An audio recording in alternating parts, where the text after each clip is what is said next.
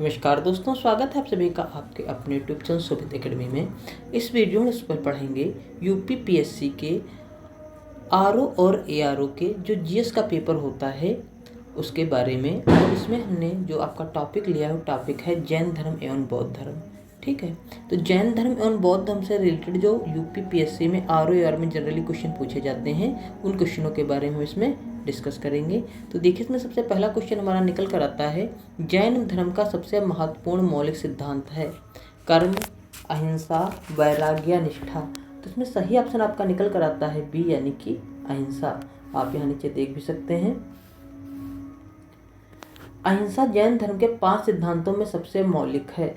भगवान महावीर ने भी अहिंसा को प्रमुख स्थान दिया। अहिंसा परमो धर्मा। ठीक है, इसलिए जैन धर्म में जो है अहिंसा जो है मौलिक है। यहाँ पे लिखा गया जैन धर्म के 5 सिद्धांत जो हैं इस प्रकार हैं। इन 5 सिद्धांतों को आपको याद रखना है। पहला सिद्धांत इसमें आपका है अहिंसा, यानी कि जीव को चोट नहीं पहुंचाना चाहिए, किसी भी जीव जंतु को। सत्य यानी कि झूठ नहीं बोलना चाहिए। असत्य यानी कि चोरी नहीं करनी चाहिए। अपरिग्रह संपत्ति का संचय ना करना। और ब्रह्मचर्य किसी स्त्री से संसर्ग की मनाही। तो ये 5 जो हैं आपके सिद्धांत, ये जैन धर्म के सिद्धांत हैं। अहिंसा, सत्य, असत्य, अपरिग्रह और ब्रह्मचर्य। इनको आपको याद रखना है। अगला क्वेश्चन देखते हैं। अगला क्वेश्चन आपका है, गौतम बुद्ध को ज्ञान किस नदी के तट पर प्राप्त हुआ था? गंगा नदी, गंडक, पुनपुन या निरंजना। तो आप सभी लोग जानते हैं इसमें सही ऑप्शन आपका निकल कर आता है डी निरंजना, क्योंकि गौतम बुद्ध को ज्ञान जो हुआ था निरंजना नदी के किनारे प्राप्त हुआ था। अब इसमें देख लेते हैं, लिखा भी गया है, गौतम बुद्ध बौद्ध धर्म के संस्थापक थे। उन्होंने 29 वर्ष की अवस्था में गृह त्याग कर दिया था। उनके गृह त्याग की इस घटना को बौद्ध साहित्य में महाभिनिष्क्रमण कहा गया। उन्हें बोध गया में एक पीपल वृक्ष के नीचे और निरंजना नदी के तट पर वैशाख पूर्णिमा के दिन ज्ञान की प्राप्ति हुई। तो आपको यहाँ पर याद रखना है, पीपल वृक्ष के नीचे और निरंजना नदी के तट पर। और साथ में जो इस घर उन्होंने त्यागा था उसकी क्रिया को कहा जाता है महाभिनिष्क्रमण। इतना आपको याद रखना है इसमें। अगला क्वेश्चन देखते हैं। गौतम बुद्ध ने सारनाथ में अपना पहला उद्देश्य फिर रिक्त स्थान में दिया था। भूमि स्पर्श मुद्रा में, धम्म चक्र प्रवर्तन मुद्रा में, अभय मुद्रा में या ध्यान मुद्रा में। तो सही ऑप्शन में आपका निकल कर आता है बी यानी कि धम्म चक्र प्रवर्तन मुद्रा में उन्होंने अपना पहला उपदेश सारनाथ में दिया था। इसमें आप नीचे देख भी सकते हैं, लिखा है, गौतम बुद्ध ने सारनाथ में अपना पहला उपदेश धम्म चक्र प्रवर्तन मुद्रा में दिया था। बौद्ध धर्म के प्रवर्तक गौतम बुद्ध का जन्म 563 ईस्वी पूर्व कपिल वस्तु के समीप लुम्बिनी, आधुनिक में जिसे कहा जाता है नेपाल, इसमें हुआ था। उनके पिता शुद्धोधन कपिल वस्तु के साकीगढ़ के प्रधान थे तथा माता का नाम महामाया कोली गणराज की कन्या थी। ठीक है, उसके बाद देखिए इसमें इनके बचपन का नाम सिद्धार्थ था। सांसारिक दुखों से व्यतीत होकर सिद्धार्थ ने 29 वर्ष की अवस्था में गृह त्याग किया, जिसे बौद्ध धर्म ग्रंथों में महाभिनिष्क्रमण कहा गया है। ठीक है, अगला क्वेश्चन देखते हैं। निम्नलिखित में से किस स्थान पर प्रथम बौद्ध संगीति का आयोजन किया गया? कश्मीर में, गया में, राजगीर में या पाटलिपुत्र में। तो सही ऑप्शन में आपका निकल कर आता है सी यानी कि राजगीर में। यह देख भी सकते हैं, प्रथम बौद्ध संगीत का आयोजन 483 ईस्वी पूर्व राजगीर में हुआ था।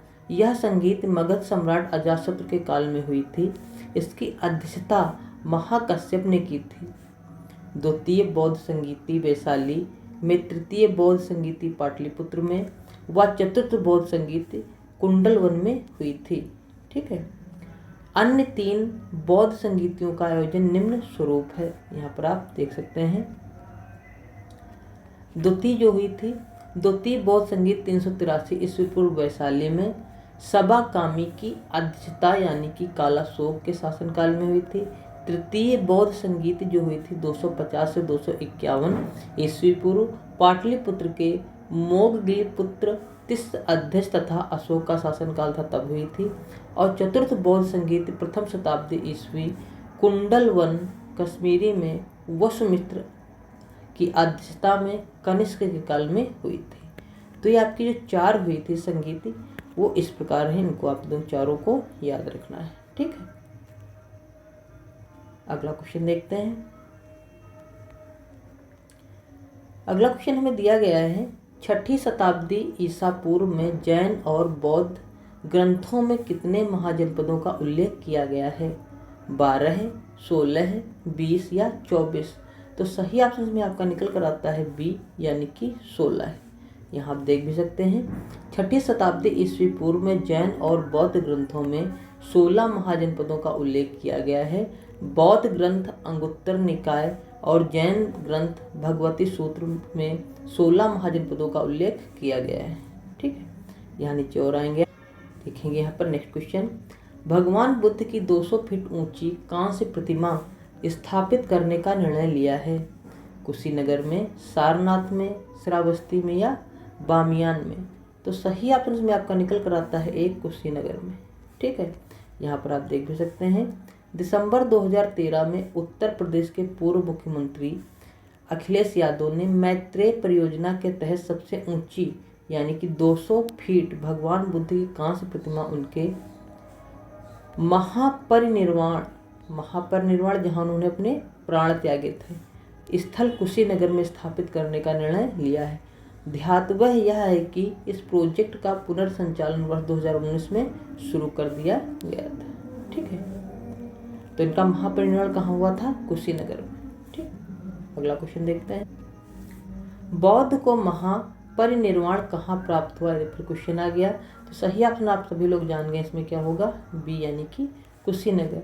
यहाँ पर देख भी सकते हैं गौतम बुद्ध धर्म के प्रवर्तक थे। इनके जीवन में घटित घटनाओं से संबंधित स्थल निम्नवत हैं। आप इन सारे घटनाओं को याद रखिए, एक नई घटना इसमें पूछी जाती है।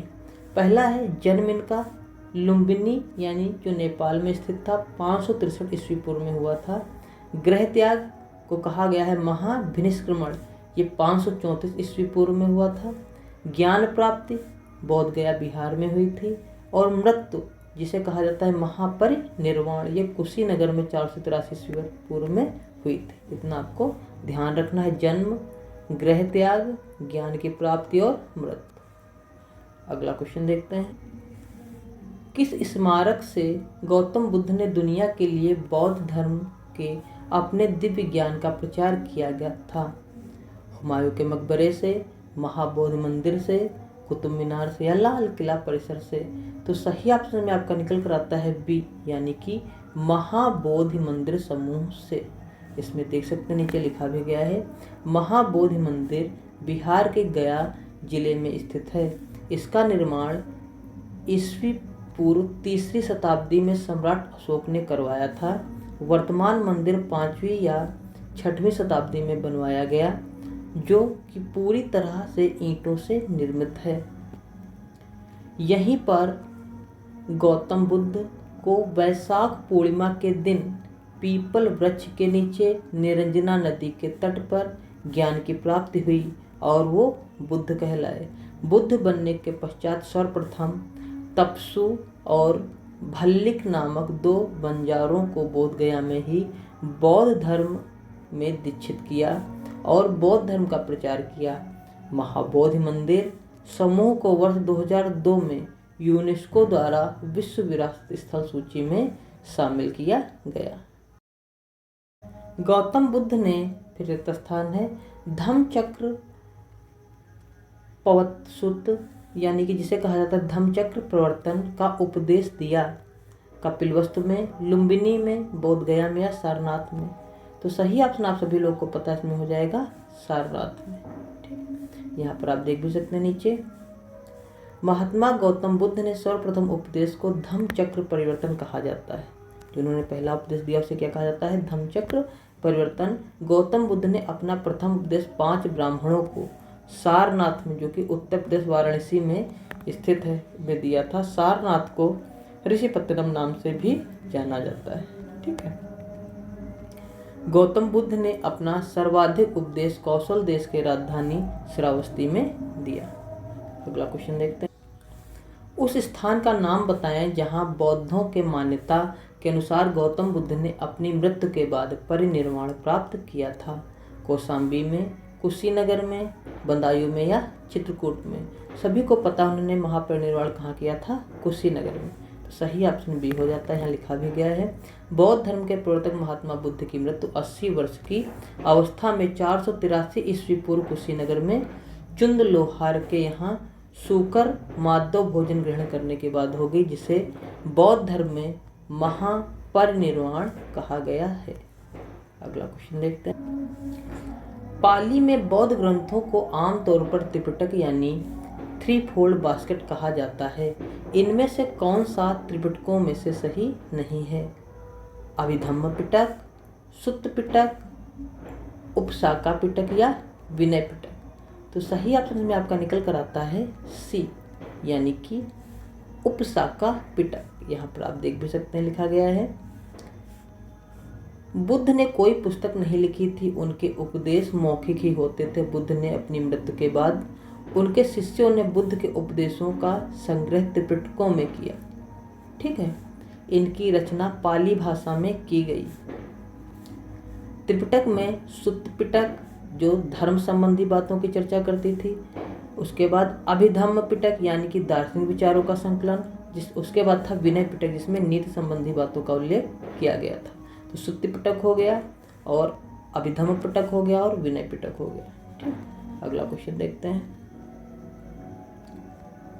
अगला क्वेश्चन हमारा है, त्रिपिटक निम्नलिखित में से किससे संबंधित है?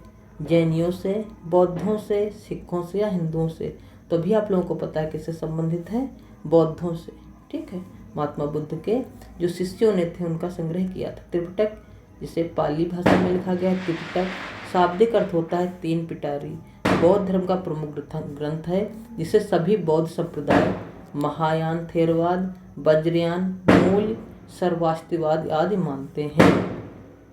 यह बौद्ध धर्म के प्राचीनतम ग्रंथ हैं जिसमें भगवान बुद्ध के उपदेश संग्रहित हैं। यह ग्रंथ पाली भाषा में लिखा गया है और विभिन्न भाषाओं में अनुवादित है। उसका आगे देखेंगे। ज्ञान प्राप्त करने के बाद गौतम को किस रूप में जाना जाने लगा? तो इसका सही ऑप्शन आप लोगों को पता है, क्या हो जाएगा? बुद्ध के नाम से उन्हें जाना जाने लगा था। यहाँ पर आप देख भी सकते हैं। गौतम बुद्ध का जन्म लुम्बिनी में 563 ईस्वी पूर्व में हुआ था। गौतम बुद्ध ने बिहार के बोध गया यानी कि महाबोधि जिसे वृक्ष जिसे कहा जाता है पीपल का, नीचे कई वर्षों तक कठिन तपस्या तथा कठोर साधना कर ज्ञान की प्राप्ति की। ज्ञान प्राप्त करने के बाद सिद्धार्थ को गौतम बुद्ध से बुद्ध एवं तथागत के रूप से जाना जाने लगा। अगला क्वेश्चन देखते हैं। बोध गया एक महत्वपूर्ण बौद्ध तीर्थ केंद्र क्यों है? क्योंकि गौतम बुद्ध यहाँ पैदा हुए, क्योंकि गौतम बुद्ध ने यहाँ ज्ञान प्राप्त किया, क्योंकि गौतम बुद्ध ने ज्ञान प्राप्त करने के बाद यहाँ अपना पहला उपदेश दिया, क्योंकि गौतम बुद्ध ने यहाँ निर्वाण प्राप्त किया। तो सभी लोग जानते हैं, इसमें सही ऑप्शन आपका हो जाएगा बी, क्योंकि गौतम बुद्ध ने यहाँ ज्ञान प्राप्त किया था। ठीक, इसमें देख सकते हैं नीचे लिखा भी गया है। बौद्ध धर्म के संस्थापक गौतम बुद्ध थे। गौतम बुद्ध का जन्म 563 ईस्वी पूर्व कपिलवस्तु के लुम्बिनी नामक स्थान पर हुआ था। 35 वर्ष की आयु में वैशाख पूर्णिमा की रात निरंजना जिसे फाल्गु कहा जाता है नदी के किनारे गौतम बुद्ध को पीपल वृक्ष के नीचे बोध गया में ज्ञान की प्राप्ति हुई। गौतम बुद्ध ने अपना सर्वप्रथम उपदेश सारनाथ जिसे ऋषिपत्तनम या मृगदाव में 5 ब्राह्मणों को दिया, जिसे बौद्ध ग्रंथों में धम्म चक्र परिवर्तन कहा गया। बुद्ध ने अपने उपदेश जनसाधारणा की भाषी पाली में दिया। गौतम बुद्ध ने की मृत्यु 80 वर्ष की अवस्था में 483 ईस्वी पूर्व कुशीनगर में हो गई, जिससे बौद्ध धर्म में महापरिनिर्वाण कहा गया है। अगला क्वेश्चन देखते हैं। अगला क्वेश्चन हमारा है, बुद्ध ने अपना पहला उपदेश कहाँ दिया? कुशीनगर में, सारनाथ में, अयोध्या में या वाराणसी में? तो सही ऑप्शन आप सभी लोगों को पता है, इसमें हो जाएगा बी यानी कि सारनाथ में। बुद्ध ने ज्ञान प्राप्ति बोध गया में हुई तथा उन्होंने अपना पहला धर्मोपदेश सारनाथ जिसे ऋषिपत्तनम या मृगदाव में कहा जाता है दिया, जिसे बौद्ध ग्रंथों में धम्म चक्र परिवर्तन कहा गया। अगला क्वेश्चन देखते हैं। बौद्धों के लिए उत्तर प्रदेश में स्थित सारनाथ क्यों महत्वपूर्ण है? महात्मा बुद्ध ने सारनाथ में ज्ञान प्राप्त किया। महात्मा बुद्ध का जन्म सारनाथ में हुआ। महात्मा बुद्ध का सारनाथ में महापरिनिर्वाण यानी कि देहांत हुआ। ज्ञान प्राप्त करने के बाद महात्मा बुद्ध ने सारनाथ में अपना पहला उपदेश दिया। तो सभी लोग जानते हैं, सही ऑप्शन में आपका हो जाएगा डी।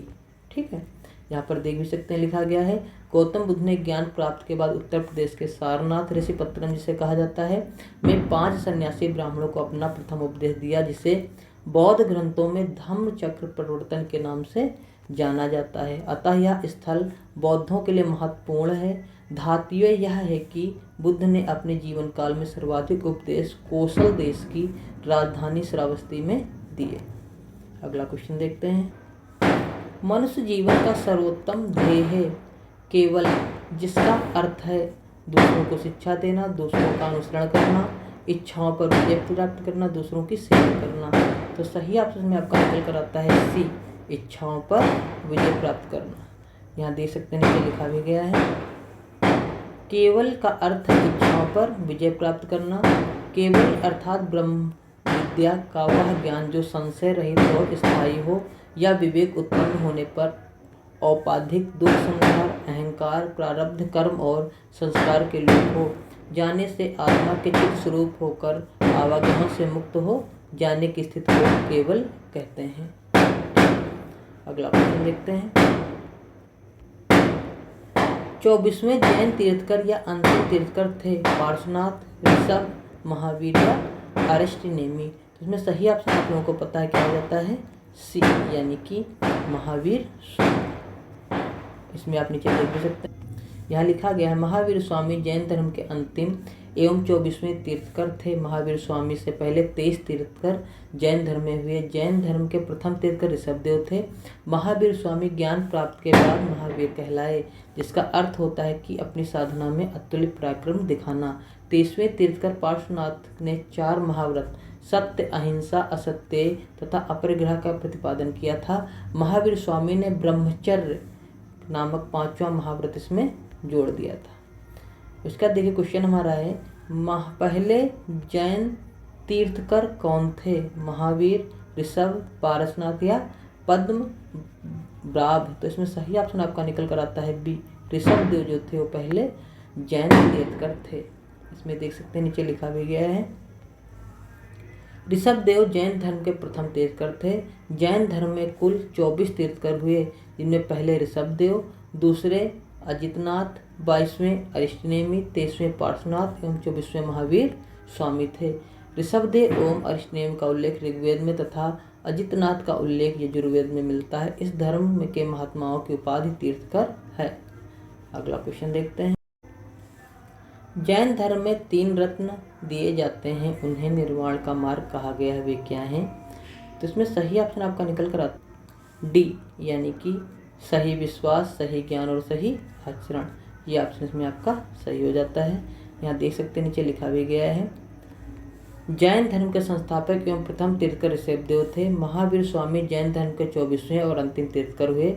महावीर स्वामी का जन्म 540 ईस्वी पूर्व कुंडग्राम में हुआ था। महावीर स्वामी ने अपने उपदेश प्राकृत भाषा में दिए। जैन धर्म में निर्वाण की प्राप्ति के लिए त्रिरत्न का अनुशीलन आवश्यक है। जैन धर्म के 3 रत्न हैं, कौन कौन से यहाँ पर देख सकते हैं, सम्यक दर्शन जिसे कहा जाता है सही विश्वास, सम्यक ज्ञान यानी कि सही ज्ञान, सम्यक आचरण एवं सुख दुख में संभाव का आचरण। जैन धर्म ईश्वर की मान्यता नहीं, इसमें आत्मा की मान्यता है। ठीक है, महावीर स्वामी पुनर्जन्म एवं कर्मवाद में विश्वास करते थे। तो इस प्रकार जो आपके इम्पोर्टेंट क्वेश्चन थे जो आरओ और यारो में पूछे जाते थे जैन धर्म और बौद्ध धर्म से रिलेटेड, वो हमने डिस्कस कर लिए। अगर कोई भी आपका डाउट रह जाता तो आप हमें कमेंट कर बता सकते हैं। वीडियो अच्छा लगा हो तो वीडियो को लाइक कर सकते हैं। अगर चैनल पर पहली बार आए हैं तो चैनल को सब्सक्राइब कर सकते हैं। और इसकी पीडीएफ डाउनलोड करने के लिए आप हमारे टेलीग्राम पेज शोभित एकेडमी पर जाने के बाद इसका पीडीएफ डाउनलोड कर सकते हैं। आपको टेलीग्राम पर जाना है, उसमें टाइप करना है, सर्च करना है शोभित एकेडमी, आपको हमारा ग्रुप मिल जाएगा, उस पर आपको इसकी पीडीएफ मिल जाएगी। वीडियो देखने के लिए बहुत बहुत धन्यवाद। Thank you very much.